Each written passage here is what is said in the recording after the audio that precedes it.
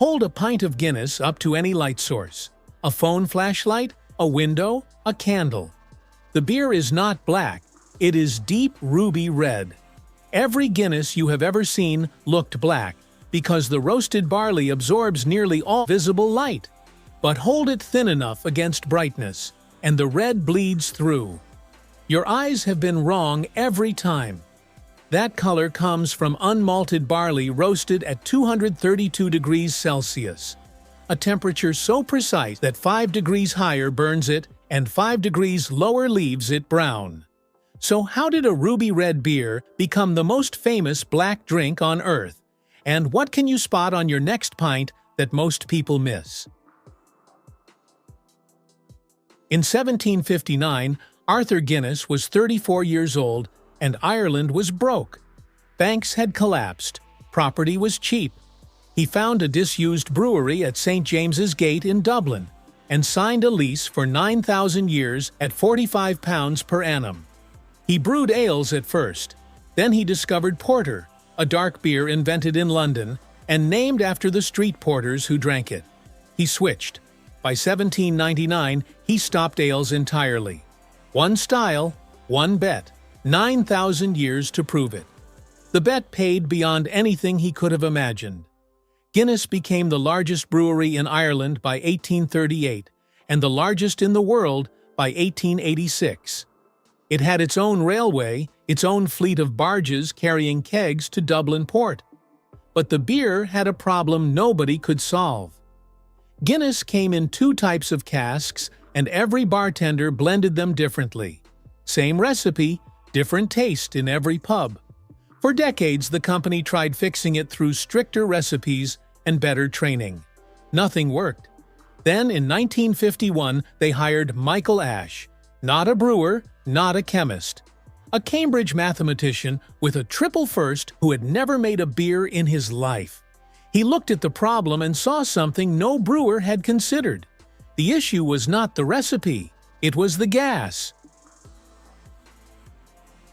Start with the color. Guinness uses 2 types of barley.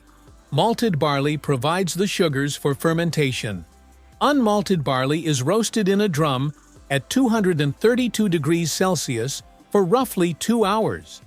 At that temperature, amino acids and sugars in the grain undergo the Maillard reaction, the same chemistry that browns a steak or darkens bread crust. The grain turns nearly black on the outside. Crack one open and the inside is dark mahogany.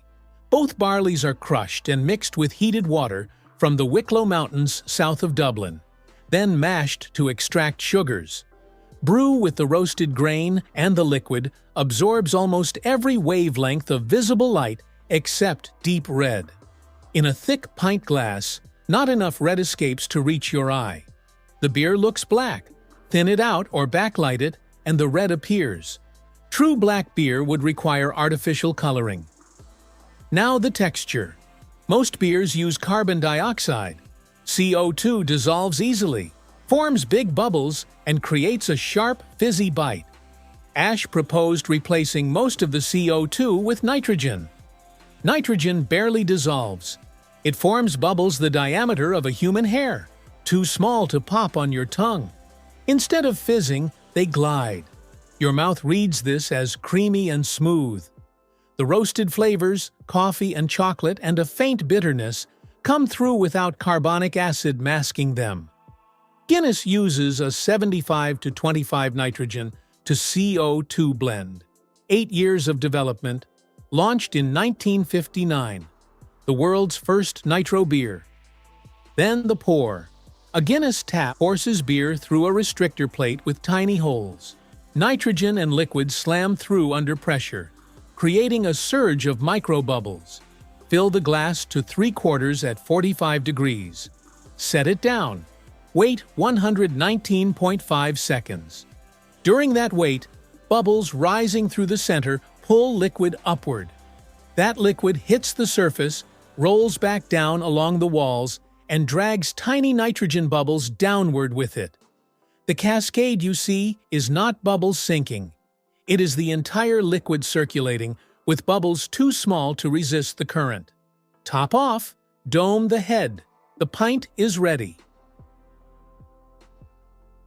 Getting that nitrogen experience out of a pub and into a living room took another 30 years. Guinness patented a widget in 1969, a hollow plastic sphere sealed inside the can with pressurized nitrogen.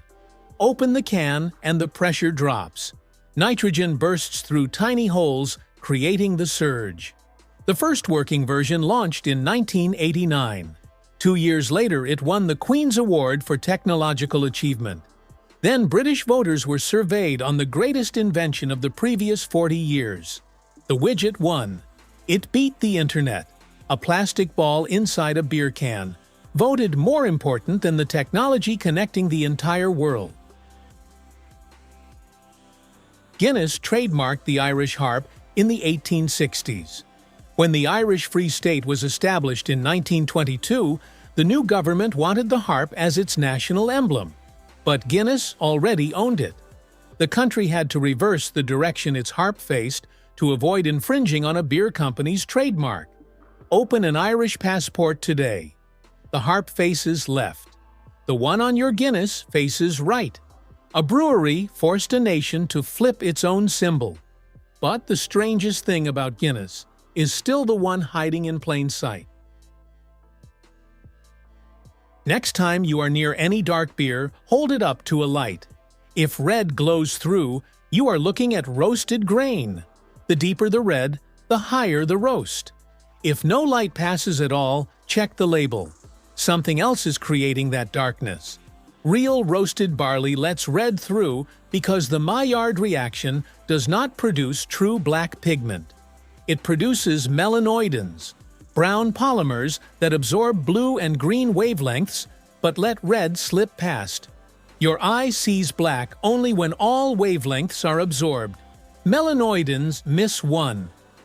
You have looked at Guinness your whole life and seen a black beer. It was never black. It was always red, hiding behind its own density. One backlight is all it takes. And once you see it, every dark roast you encounter, coffee, chocolate, soy sauce, tells you the same thing. The Maillard reaction leaves a color signature. You just need to hold it up to the light. 9,000-year lease. A mathematician who fixed beer with gas. A plastic ball that beat the internet. And a color your eyes have been wrong about all along. That's the process. We reveal how things actually work, one story at a time. If there's something you'd like us to explore next, let us know. Until then, trust the process.